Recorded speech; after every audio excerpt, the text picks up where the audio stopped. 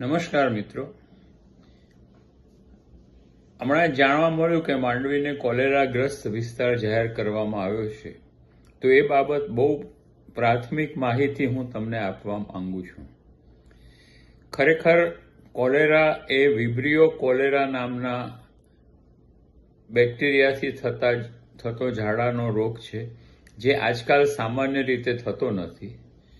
અને જ્યાં સુધી દર્દીના દસ્તની તપાસમાં એ વિબ્રિયો કોલેરા ના દેખાય ત્યાં સુધી એને કોલેરા કહેવું એ વૈજ્ઞાનિક નથી.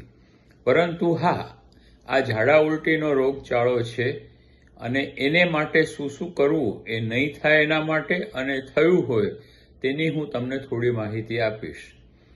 ઘણા વર્ષો પહેલા કોલેરા બહુ જોવા મળતો અને એનાથી ઘણા લોકોના મૃત્યુ થયા હતા. પરંતુ આજકાલ એ કોલેરા ખાસ જોવા મળતો નથી, પરંતુ ઝાડા ઉલટીના ઘણા કેસ જોવા મળે છે. સૌથી પહેલા તો આપણે સમજીએ કે આ ઝાડા ઉલટી શા માટે થાય છે, કઈ રીતે શરીરમાં દાખલ થાય છે. એને ફિકો ઓરલ રૂટ ઓફ એડ કહેવાય છે, કે જ્યાં દર્દીના દસ્તનું જે એની અંદર બેક્ટેરિયા કે વાયરસ હોય એ પાણીમાં જાય અને પાણી સાથે એ દર્દીના પેટમાં જાય અને ત્યાંથી એનો રોગ શરૂ થાય. કાં તો કોઈ સગા સંબંધીને ઝાડા ઉલટી હોય અને એને કારણે આ રોગચાળો થયો, અથવા તો જે પાણીનું સપ્લાય થતું હોય એની અંદર આ કોઈ ગટરનું પાણી મિક્સ થતું હોય તો આ જાતનો રોગચાળો થઈ શકે. અને અમુક કિસ્સાઓમાં વાયરસને કારણે આ રોગચાળો થતો હોય છે, અથવા તો વાયરસના ફ્લૂની પૂર્ણાહુતિમાં આ જાતના ઝાડા થતા હોય છે. પણ સામાન્ય રીતે ઝાડા ઉલટી એ બેક્ટેરિયાને કારણે અને બાળકોમાં વાયરસને કારણે થાય છે. મરડાના જીવાણુને કારણે પણ થાય, પણ એ અત્યારે જે છે તે એ નથી, એટલે આપણે એની હમણાં ચર્ચા નહીં કરીએ. તો સૌથી અગત્યની વાત તો એ છે કે જે પાણીનો સપ્લાય છે, જે પાણી લોકોને પીવા માટે આપવામાં આવે છે, તેની અંદર ક્યાંય પણ આ જાતનું ગટરનું પાણી મિક્સ થાય છે કે નહીં એ જોવું અને એનું નિરાકરણ કરવું બહુ અગત્યનું છે. બીજી વાત કે પાણીનું ક્લોરિનેશન કરવાથી ઘણા બધા બેક્ટેરિયા મરી જાય છે.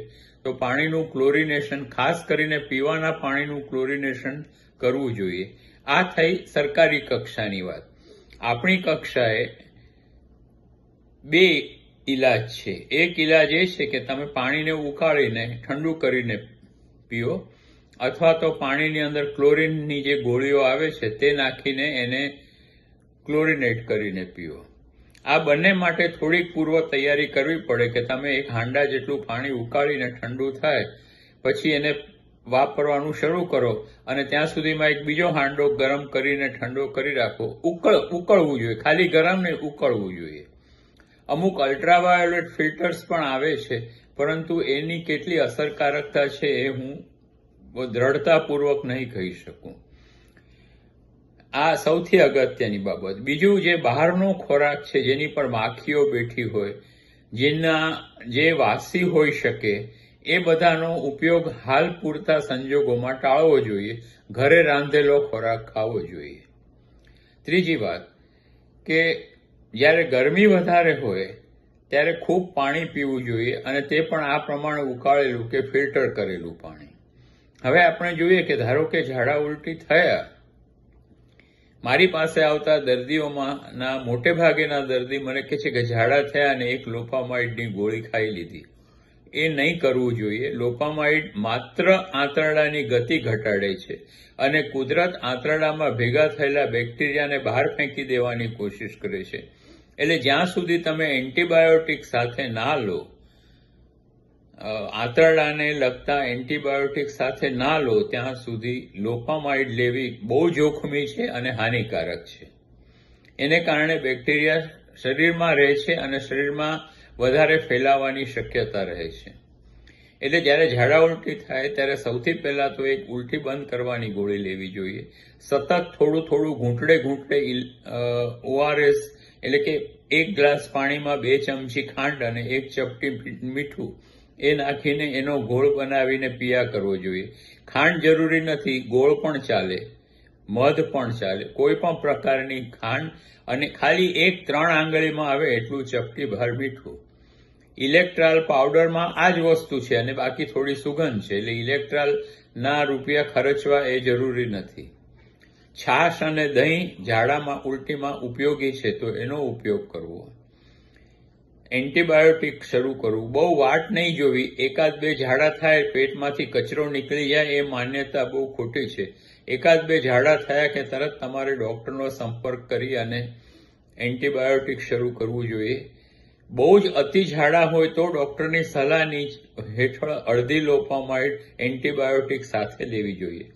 પણ સૌથી અગત્યની વાત એ આ ORS છે, એટલે કે ખાંડ મીઠાનો ગોળ. 1 ગ્લાસ પાણી, 2 ચમચી ખાંડ, 1 ચપટી મીઠું. હવે આ જે તમે બનાવ્યું ગોળ એ પેટમાં ના રહેતું હોય અને ઉલટીની ગોળી ખાવા છતાં પણ ઉલટી ચાલુ રહેતી હોય તો જ એવા સંજોગોમાં જ ગ્લુકોઝનો બાટલો ચડાવવો પડે છે. મિત્રો, તમને નવાઈ લાગશે કે 1 બોટલ ગ્લુકોઝમાં માત્ર 5 ચમચી ખાંડ અને 2 ગ્લાસ પાણી હોય છે, અને જો એ મોઢેથી પી શકાય તો ગ્લુકોઝનો બાટલો ચડાવવાની કોઈ આવશ્યકતા રહેતી નથી. અને જાજરૂ ગયા પછી હાથ સાબુથી ધોવા બહુ જ અગત્યનું છે. પોતાના ઘરમાં જે માણસને ઝાડા ઉલટી થયા હોય એને રસોડાથી અને રસોઈ કરવાથી દૂર રહેવું એ પણ એટલું અગત્યનું છે. અને બહુ જ ધ્યાન રાખવું અને પાણી ઉકાળી અને કાં તો ક્લોરિનેટ કરીને પીવું, તો આ રોગચાળામાંથી આપણે બધા બચી શકીશું અને થયો હશે તો એનો તાત્કાલિક ઉપચાર કરી શકીશું. આભાર.